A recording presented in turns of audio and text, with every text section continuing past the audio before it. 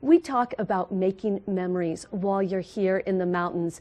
And joining us this morning is a very special young man who's making memories courtesy of the Kids Wish Network and the Lodge at Vail. Welcome the Jenniges.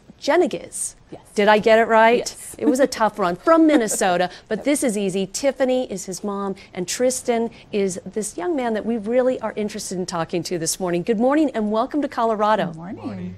Now, is this your first time to Colorado? Oh, yeah. Mm-hmm. First time on a plane. First time on a plane, too. Yeah. How was that? Oh, scary. So you could have gone anywhere, and you're coming from someplace relatively cold and snowy. What made you choose Colorado? Because they have mountains, and I'm really getting into snowboarding, and got my whole family into snowboarding. And I don't know, they just have really good mountains out here.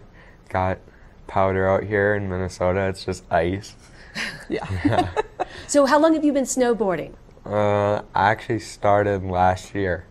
Okay, and you took some lessons yesterday. How was that? Good. It was more of just like... It was actually us that needed the lesson. The rest of the family. They took the lessons. Me and my instructor went on, just cruised around, kind of showed me where stuff was.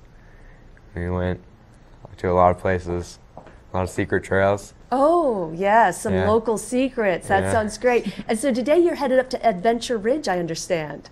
Yeah, we're going to go tubing. The instructor says it's cooler than you would think.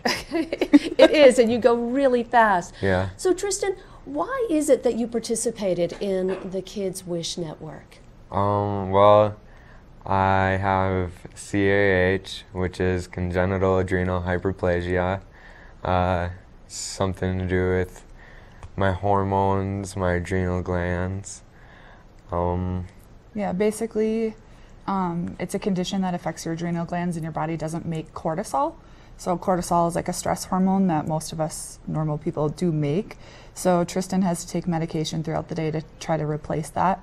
So when we do stuff like this, when we're traveling in higher stress situations, we kind of have to adjust his medication for that. But it's kind of a rare diagnosis, so a lot of people don't know about it, but it does fall into like adrenal insufficiency, which is a little more common. But yeah, just there's a lot of really cool groups out there too with Facebook and just online that have brought a lot of awareness to it, and we've learned a lot from that, from talking to other people. So. And you were mentioning that you didn't even know Triston had this, and that a lot of people probably don't know they have it and live with some of these symptoms. Right. And like the symptoms are different for boys and girls, but it's a genetic condition. So if you do have it, you're born with it, and it has to come from both parents in order to have it. But when Triston had it, when he was diagnosed, he was 7. So we went from birth to 7 without really knowing. But with it throwing off your hormones and things like that, he was really tall and started just basically early puberty symptoms like having body odor and things like that at that age, which it's kind of hard to know that when it's a 7-year-old boy that's running around and busy and crazy. And so, yeah, luckily our pediatrician was good at pinpointing things, and we kind of had a few concerns, and that's how they diagnosed it from there. And so this isn't something that's curable. This is something you have to manage for the rest of your life. Yep. Yeah, basically. And there's so many different severities.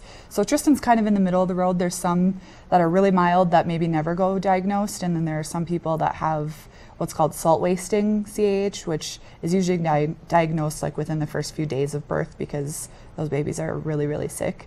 So he's kind of in the middle, but he will always have to take medication. He'll always have to be really careful in case of sickness or injury or things like that. So.